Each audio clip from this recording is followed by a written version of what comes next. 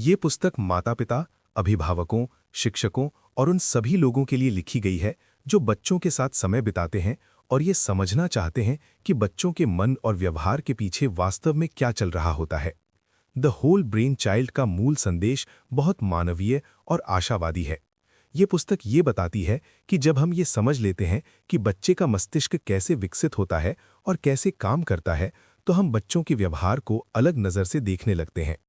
तब हमें ये एहसास होता है कि अधिकतर समस्याएं गलत परवरिश या बुरा बच्चा होने का संकेत नहीं होती, बल्कि एक ऐसे मस्तिष्क का परिणाम होती हैं जो अभी निर्माण की प्रक्रिया में है। लेखक ये स्पष्ट करते हैं कि बच्चे एक अधूरे मस्तिष्क के साथ पैदा होते हैं। उनके दिमाग के वे हिस्से जो भावनाओं को नियंत्रित करते हैं, तर्क करते हैं, निर्णय लेते हैं और खुद को रोकते हैं, वे धीरे धीरे विकसित होते हैं और इसमें कई साल लगते हैं। इसलिए बच्चों का जल्दी गुस्सा होना, रोना, चिल्लाना, चीजें फेंकना या बात ना सुनना कोई असामान्य बात नहीं है। ये उनके मस्तिष्क की वर्तमान अवस्था का स्वाभाविक परिणाम है। पुस्तक हमें सिखाती है कि ऐसे समय पर बच्चों को डांटने या सजा देने के बजाय हमें उन्हें समझने और मार्गदर्शन देने की जरूरत होती है, क्योंकि हर प्रतिक्रिया उनके मस्तिष्क को आकार दे रही होती है। इस पुस्तक का केंद्रीय विचार एकीकरण या इंटीग्रेशन है। एकीकरण का मतलब है कि मस्तिष्क के अलग-अलग हिस्से आपस में मिलकर संतुलन के साथ काम करें। जब मस्तिष्क एकीकृत होता है तो बच्चा अपनी भावनाओं को महसूस कर सकता है, लेकिन उनसे पूरी तरह बह नहीं जाता। वो सोच सकता है, दूसरों की भावनाओं को समझ सकता है और खुद के व्यवहार पर कुछ हद तक नियंत्रण रख सकता है। जब एकीकरण नहीं होता तो बच्चे अंदर से बिखरे हुए महसूस करते हैं, जल्दी प्रतिक्रिया देते हैं या बार-बार एक ही तरह के व्यवहार में फंसे रहते हैं। पुस्तक ये बताती है कि मानसिक स्वास्थ्य और भावनात्मक संतुलन सीधे तौर पर मस्तिष्क के एकीकरण से जुड़े हुए हैं। लेखक मस्तिष्क को समझाने के लिए एक सरल रूपक का उपयोग करते हैं। मस्तिष्क का एक हिस्सा भावनाओं, डर, गुस्से और तुरंत प्रतिक्रिया से जुड़ा होता है। ये हिस्सा जल्दी काम करता है और बचपन में अधिक प्रभावी होता है। दूसरा हिस्सा सोचने, योजना बनाने, सहानुभूति रखने और सही गलत समझने से जुड़ा होता है। ये हिस्सा धीरे धीरे विकसित होता है और पूरी तरह परिपक्व होने में कई साल लगते हैं। जब बच्चा बहुत ज्यादा भावनात्मक हो जाता है तो अक्सर इसका मतलब ये होता है कि भावनात्मक हिस्सा नियंत्रण में है और सोचने वाला हिस्सा अस्थायी रूप से ऑफलाइन हो गया है। ऐसे समय में बच्चे से तर्क की उम्मीद करना व्यर्थ होता है। पुस्तक जोर देती है कि जब बच्चा भावनात्मक रूप से टूट रहा हो तब सबसे पहले उसे जुड़ाव और सुरक्षा की जरूरत होती है। लेखक इसे इस विचार में समेटते हैं कि सुधार से पहले जुड़ाव जरूरी है। इसका मतलब ये नहीं है कि गलत व्यवहार को स्वीकार कर लिया जाए, बल्कि ये कि उस व्यवहार के पीछे की भावना को समझा और स्वीकार किया जाए।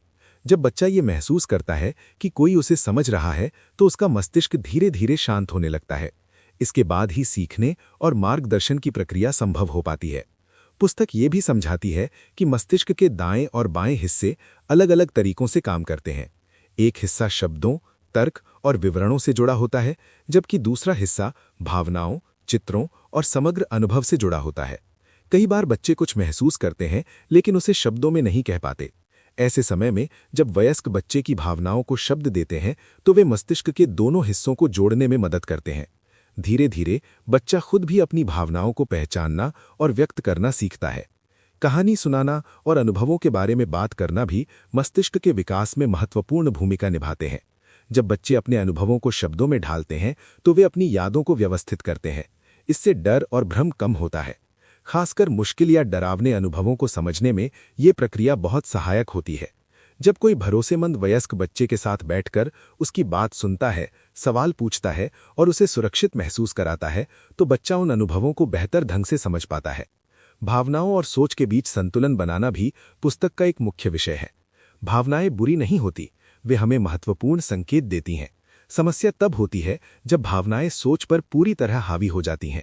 बच्चों को ये सीखने में समय लगता है कि कब भावना को व्यक्त करना है और कब सोच का सहारा लेना है।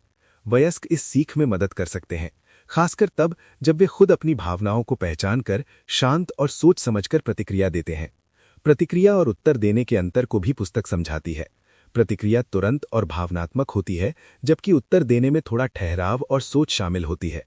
बच्चे धीरे धीरे ये ठहराव सीखते हैं जब वातावरण सुरक्षित और सहयोगी होता है। ये सीखना आसान हो जाता है। लगातार डर, धमकी या सख्त सजा बच्चों के मस्तिष्क को तनाव की अवस्था में रखती है, जिससे आत्मनियंत्रण और भी कठिन हो जाता है। यादों की भूमिका पर भी पुस्तक प्रकाश डालती है। बहुत तनावपूर्ण या डरावने अनुभव कभी-कभी मस्तिष्क में बिना क्रम के जमा हो जाते हैं, जिससे बच्चा बाद में भी उन्हीं भावनाओं में फंस सकता है। ऐसे में उन अनुभवों के बारे में सुरक्षित माहौल में बात करना और समर्थन देना बहुत जरूरी होता है। इससे यादें अधिक व्यवस्थित रूप में बदल जाती हैं और उनका असर कम हो जाता है। बच्चे की पहचान और आत्मबोध का विकास भी एकीकरण से जुड़ा हुआ है। एक स्वस्थ आत्मबोध का मतलब है कि बच्चा खुद को जानता है, अपनी भावनाओं और विचारों को पहचानता है और साथ ही दूसरों से जुड़ाव महसूस करता है। जब बच्चे को या तो बहुत ज्यादा नियंत्रित किया जाता है या बिल्कुल अकेला छोड़ दिया जाता है, तो संतुलन बिगड़ सकता है। स्नेह, सीमाएं और सम्मान का मेल इस संतुलन को बनाए रखने में मदद करता है। जागरूकता और ध्यान के महत्व पर भी पुस्तक बात करती है। अपने अंदर क्या चल रहा है, इसे पहचानना बच्चों को भावनाओं से अभिभूत होने से बचाता है। सरल तरीके जैसे गहरी सांस लेना, थोड़ा रुकना और अपने अनुभवों पर बात करना इस क्षमता को विकसित करते हैं। जब वयस्क खुद ऐसा करते हैं तो बच्चे स्वाभाविक रूप से उनसे सीखते हैं। अनुशासन को लेकर पुस्तक का दृष्टिकोण सजा से अलग है। यहाँ अनुशासन का अर्थ सिखाना है, डराना नहीं। जब कोई बच्चा गलती करता है तो इसका मतलब ये नहीं कि वो बुरा है, बल्कि ये कि उसे किसी कौशल की कमी है। शायद उसे इंतजार करना नहीं आता या वो अपनी भावनाएं शब्दों में नहीं कह पाता। ऐसे समय पर सहारा और मार्गदर्शन मस्तिष्क को बेहतर तरीके से विकसित करता है। रिश्तों को पुस्तक मस्तिष्क के विकास की सबसे शक्तिशाली शक्ति बताती है। बार बार का स्नेह, समझ और सहानुभूति बच्चों के मस्तिष्क में गहरे और स्वस्थ संबंध बनाती है। यदि माता पिता या अभिभावक कभी गलती भी कर दें तो माफी मांगना और दोबारा जुड़ना बच्चों को ये सिखाता है कि रिश्ते टूटने के बाद भी ठीक हो सकते हैं। पुस्तक आम समस्याओं जैसे गुस्से के दौरे, जिद, डर, चिंता और भाई बहनों के झगड़ों को भी इसी दृष्टिकोण से देखती है। हर व्यवहार के पीछे कोई ना कोई नजूरत या मस्तिष्कीय प्रक्रिया होती है। जब हम उस कारण को समझते हैं तो हमारी प्रतिक्रिया अधिक करुणामय और प्रभावी हो जाती है। खेल को भी मस्तिष्क के विकास का एक जरूरी हिस्सा बताया गया है। खेल के जरिए बच्चे भावनाओं को समझते हैं, समस्याएं सुलझाते हैं और रिश्तों का अभ्यास करते हैं। जब वयस्क बच्चों के साथ खेलते हैं तो जुड़ाव गहरा होता है और बच्चे खुद को अधिक सुरक्षित महसूस करते हैं। नींद, दिनचर्या और शारीरिक गतिविधि जैसी बुनियादी चीजों को भी पुस्तक बहुत महत्व देती है। थका हुआ या अत्यधिक उत्तेजित बच्चा खुद को नियंत्रित नहीं कर पाता। नियमित दिनचर्या मस्तिष्क को सुरक्षा का एहसास देती है और शारीरिक गतिविधि तनाव को बाहर निकालने में मदद करती है। जैसे जैसे बच्चे बड़े होते हैं, उनका मस्तिष्क बदलता रहता है। पुस्तक ये भरोसा दिलाती है कि किसी एक चरण की समस्याएं बच्चे के पूरे भविष्य को तय नहीं करती। मस्तिष्क लचीला होता है और सही समर्थन मिलने पर हमेशा बदल सकता है।